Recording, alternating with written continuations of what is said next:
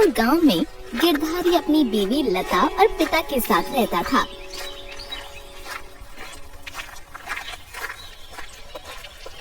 गिरधारी मेहनती किसान था।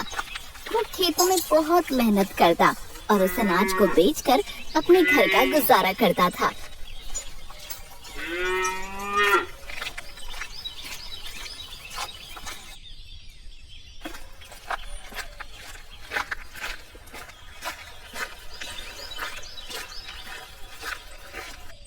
अरे लता, जरा एक गिलास पानी तो देना।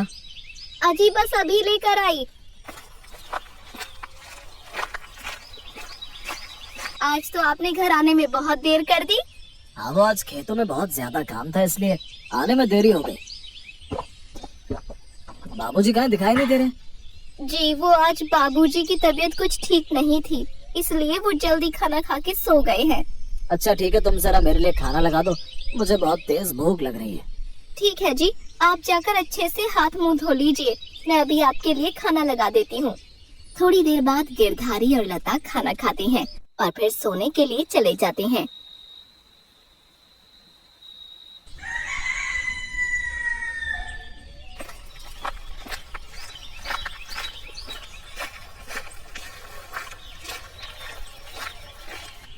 अगले दिन गिरधारी खेतों में खेती कर रहा होता है कि तभी उसके पास शहर से एक सेठ आता है। क्या आपका नाम गिरधारी है? जी मालिक, मेरा ही नाम गिरधारी है, लेकिन आप कौन है? गिरधारी जी जरा सुनो, इधर आओ। जी मालिक, अभी आया। गिरधारी जी, मैं तुम्हारे लिए एक बहुत ही अच्छा प्रस्ताव लेकर आया हूँ। कैसा प्रस्ताव मालिक? देखो गिरधारी, मैं शहर से आया हूँ। सरकार ने मुझे इस गांव में तुम जैसे किसानों की मदद करने के लिए भेजा है। मालिक, मुझ जैसे किसानों की मदद करने के लिए? मैं कुछ समझा नहीं। देखो गिरधारी, सरकार ने तुम किसानों के लिए एक योजना बनाई है जिसमें वो तुम लोगों से अनाज को दोगुने दामों में खरीदेंगे, जिससे तुम लोगों को बहुत मुनाफा होगा। और सरकार ने मुझे जैसे कई लोगों को ये जिम्मेदारी दी है कि हम लोग अलग अलग गांव में जाकर इस योजना के बारे में आप लोगों को बताएं। और मालिक, मुझे इससे क्या फायदा होगा? फायदा, बहुत ज्यादा फायदा होगा। जो आप लोग अपना अनाज बेचते हो, हम लोग आपसे उसको 2 गुना ज्यादा दाम में आपसे अनाज खरीदेंगे। क्या 2 गुना ज्यादा दाम? हाँ भाई गिरधारी, 2 गुना। ठीक है मालिक, मैं अब से अपना सारा अनाज आपको ही बेचा करूंगा। ठीक है, मैं हर महीने आपसे अनाज ले जाया करूंगा और जो पैसे बनते हैं उसका 2 गुना पैसा आपको आकर दे दूंगा। मालिक, आपका बहुत बहुत शुक्रिया जो आप मेरी मदद कर रहे हैं। अरे भाई गिरधारी, शुक्रिया अदा करना है तो आप सरकार को करिए। ऐसा कहकर सेठ वहाँ से चला जाता है और ये बात सुनकर गिरधारी बहुत खुश हो जाता है। ये बात अभी जाकर लता और बाबूजी को बताता हूँ। ये बात सुनकर वो लोग बहुत खुश हो जाएंगे।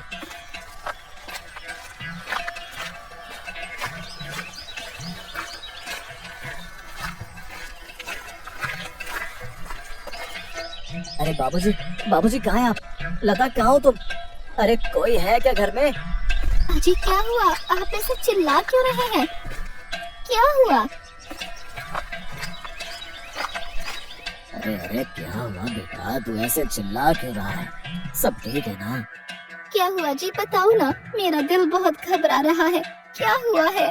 अरे बाबूजी, अरे लता, घबराने की कोई बात नहीं है, बल्कि इतनी अच्छी खबर है कि जिसे सुनकर आप दोनों भी मेरी तरह खुशी से नाचने लगेंगे।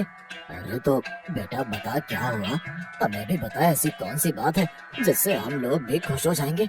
अरे बाबूजी, आज जब मैं खेतों में काम कर रहा था तो आज मेरे पास शहर से एक सेठ आए और उन्होंने मुझे बताया कि अब वो हमारा सारा अनाज हमसे 2 गुना दामों में खरीदेंगे। क्या 2 गुने दामों में?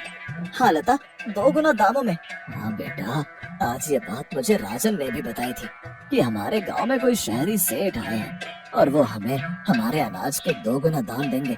चलो भगवान का शुक्र है, अब हमारी सारी परेशानी खत्म हो जाएगी। जी बाबूजी, आप सही कह रहे हैं। बाबूजी, मैं कल से और ज्यादा खेती करूंगा जिससे अनाज और ज्यादा हो और जिससे हमें उसकी 2 गुना कीमत मिले।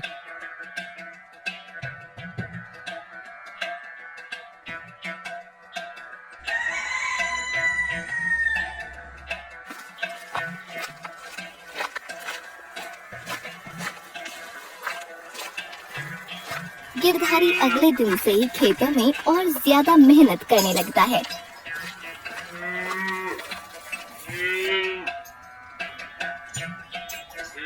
शाम को गिरधारी खेत से अपने घर जा रहा होता है कि तभी उसे रास्ते में राजन मिलता है।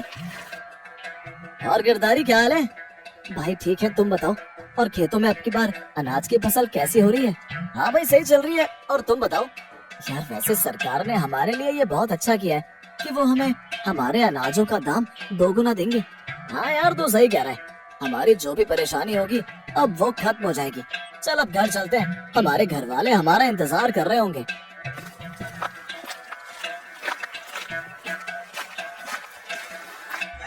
ऐसे ही महीना खत्म हो जाता है और वो सरकारी सेठ उन लोगों से उनके अनाज को खरीदने के लिए गांव में आता है।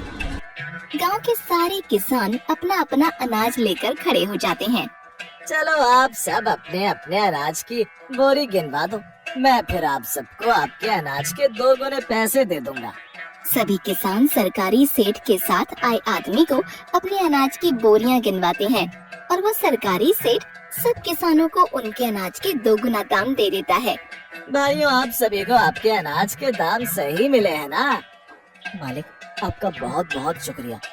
अरे आप भी तो मेरे भाई हो, मैंने आप लोगों पर कोई एहसान नहीं किया। मैंने तो बस सरकार की योजना को बस आप लोगों तक पहुंचाया है।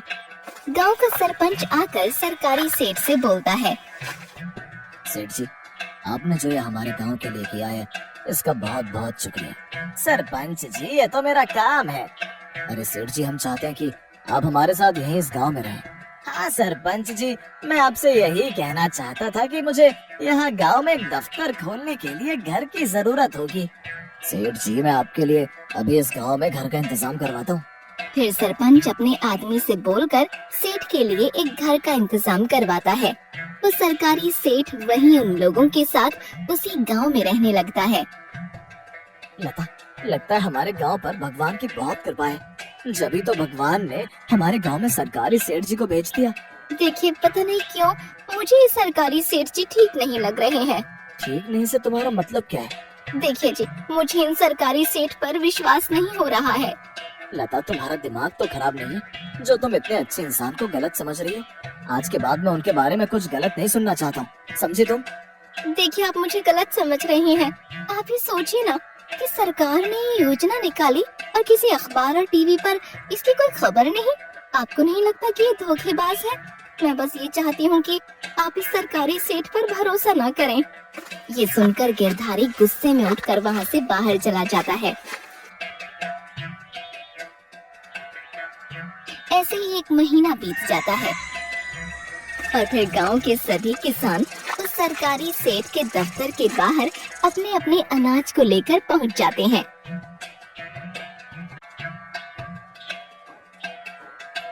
आ गए आप सभी लोग। लगता है आप लोग बहुत मेहनत कर रहे हैं, इसलिए तो अब की बार आप लोगों के अनाज की बोरी पिछली बार से ज्यादा है।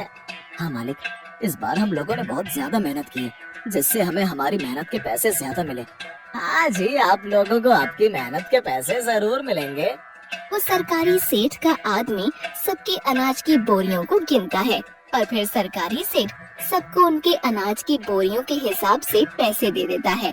सभी गांव वाले पैसे लेकर खुश हो जाते हैं और अपने अपने घर चले जाते हैं। कि तभी उस सरकारी सेठ का आदमी पीछे से उस सेठ से बोलता है। अरे यार बिरजू, कौन बिरजू? मैं किसी बिरजू को नहीं जानता। अबे ओए, पीछे मुड़कर तो देख।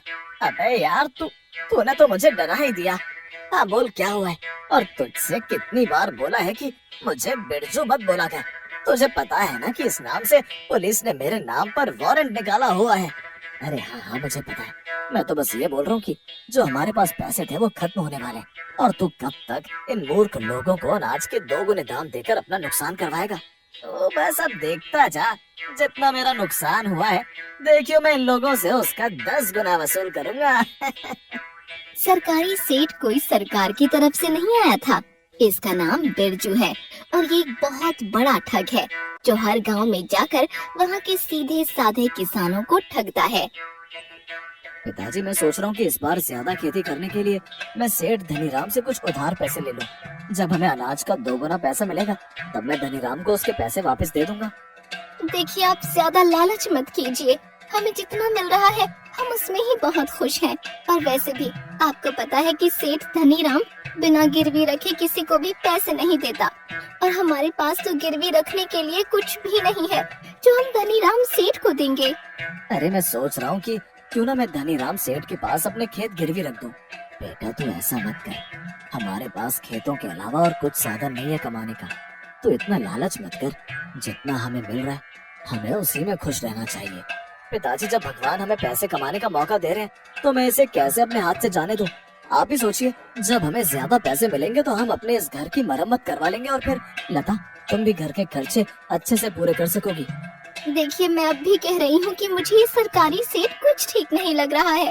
कहीं आप उसके दिए हुए लालच के चक्कर में कोई बड़ी मुसीबत मोल मत ले लेना, जिसका खामियाजा हम सभी को भुगतना पड़े। बेटा, बहुत सही कह रही है। तू इतना लालच मत कर। मैं जो कर रहा हूँ मुझे करने दो। जब मेरे पास बहुत सारे पैसे आ जाएंगे तभी तुम लोगों को उन सरकारी सेठ पर विश्वास होगा। ऐसा बोलकर गिरधारी गुस्से में उठकर वहाँ से चला जाता है।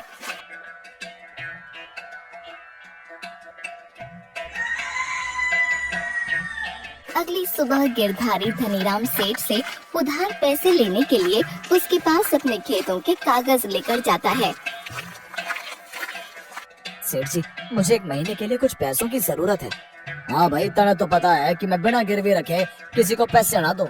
सेठ जी, मुझे पता है कि आप बिना गिरवी रखे किसी को पैसे नहीं देते। ये लो मेरे खेतों के कागज। ये क्या लाख कागज दे मुझे। धनीराम गिरधारी से उधार पैसों के बदले में उससे उसके खेतों के कागज ले लेता है।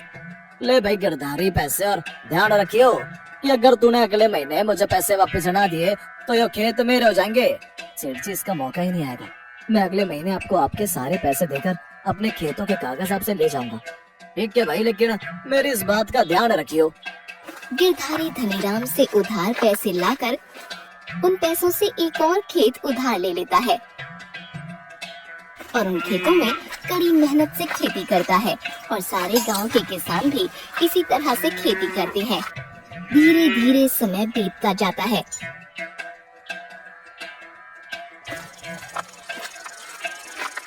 और सारे किसान अपने अपने अनाज की बोरियों को लेकर उस सरकारी सेठ के दफ्तर के आगे आकर खड़े हो जाते हैं।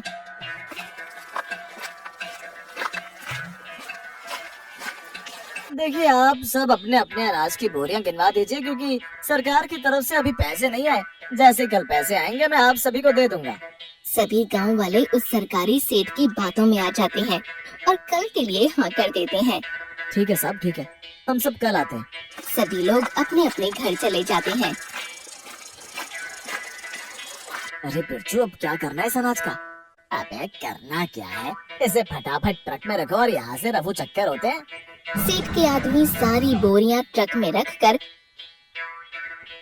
गांव से चले जाते हैं।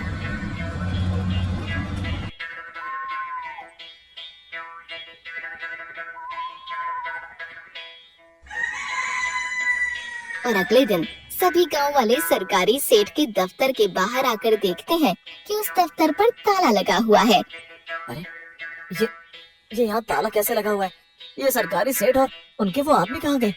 अरे सरपंच जी, पता लगाइए ना कि सरकारी सेठ कहाँ गए, और यहाँ पर उनका कोई आदमी भी नहीं दिख रहा। हाँ, तुम लोग परेशान मत हो, मैं अभी पता लगाता हूँ।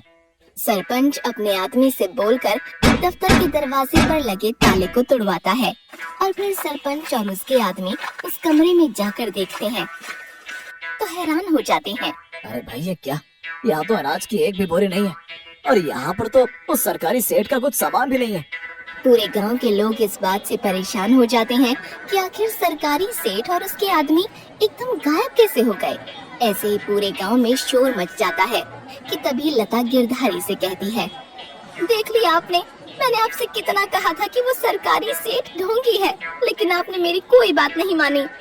तभी एक आदमी गांव के रास्ते से जा रहा होता है कि वो देखता है कि गांव में बहुत ज्यादा शोर मच रहा है। अरे ये आखिर इस गांव में इतना शोर क्यों हो रहा है? लगता है जाकर देखना पड़ेगा। वो आदमी गांव में आता है और गांव के ही एक आदमी से पूछता है, अरे भाई यहाँ क्या हुआ है और तुम सब इतना परेशान क्यों? अरे भाई वो सरकार की तरफ से यहाँ एक सरकारी सेठ आए थे। कल ही हम सब ने अपने अपने अनाज दिए और फिर उन्होंने कहा कि कल आकर अपने पैसे ले जाना, लेकिन जब हम लोग अभी आए तो यहाँ देखा कि दफ्तर में ताला लगा हुआ है और जब दफ्तर के अंदर जाकर देखा तो यहाँ ना कोई आदमी है और न ही हमारे अनाज की बोरियां। गांव के आदमी से ये बात सुनकर वो आदमी बहुत जोर जोर से हंसने लगता है। अरे तुम पागल हो क्या? मैं तुम्हें हमारी तकलीफ के बारे में बता रहा हूँ और तुम हमारा मजाक उड़ा रहे हो। अरे भाई मैं तुम लोगों का मजाक नहीं उड़ा रहा, बल्कि इसलिए हंस रहा हूँ कि वो ठग आप लोगों को भी ठग गया। उस आदमी की बात सुनकर गिरधारी बोलता है, कौन सा ठग? तुम किसकी बात कर रहे हो? वो तो सरकारी सेठ है जो हमारी मदद करने आए थे। हाँ भाई तुम लोग कितने सीधे हो। तुम लोग अभी तक उस इंसान को नहीं पहचान पाए। वो कोई सरकारी सेठ नहीं है बल्कि एक नामी ठग है। वो अलग अलग गांव में जाकर वहाँ के बेचारे सीधे साधे किसानों को ठगता है। उस आदमी की ये बात सुनकर गांव के सभी किसान बहुत ज्यादा परेशान हो जाते हैं। तुम उस सरकारी सेठ को कैसे जानते हो? क्योंकि कुछ महीने पहले वो ठग हमारे गांव में भी आया था और उसने तुम जैसे सीधे सीधे किसानों को ठग कर रफू चक्कर हो गया। वो नाम बदल कर अलग अलग गाँव में जाता है। ये सुनकर गांव के सभी किसान रोने लगते हैं, क्योंकि उन सभी लोगों ने अपनी सारी जमा पूंजी अनाज की खेती करने में लगा दी थी। हाय, अब हम क्या करेंगे? हमारा तो सब कुछ उजड़ गया। मेरे पास तो कुछ भी नहीं बचा। मैंने अपना सब कुछ गिरवी रख दिया। मैंने तुझसे कहा था कि तू इतना लालच मत कर। आज जो भी हमारे हाथों से गया है वो सब तेरे लालच की वजह से हुआ। बहू ने और मैंने तुझे कितना समझाया था, लेकिन तूने हमारी कोई बात नहीं मानी। अब तो हमारे पास जो खेत थे वो भी अब हमारे हाथों से चले गए। पिताजी और लता, मुझे माफ कर दीजिए, मुझे माफ कर दीजिए। मैं अब कभी भी लालच नहीं करूंगा।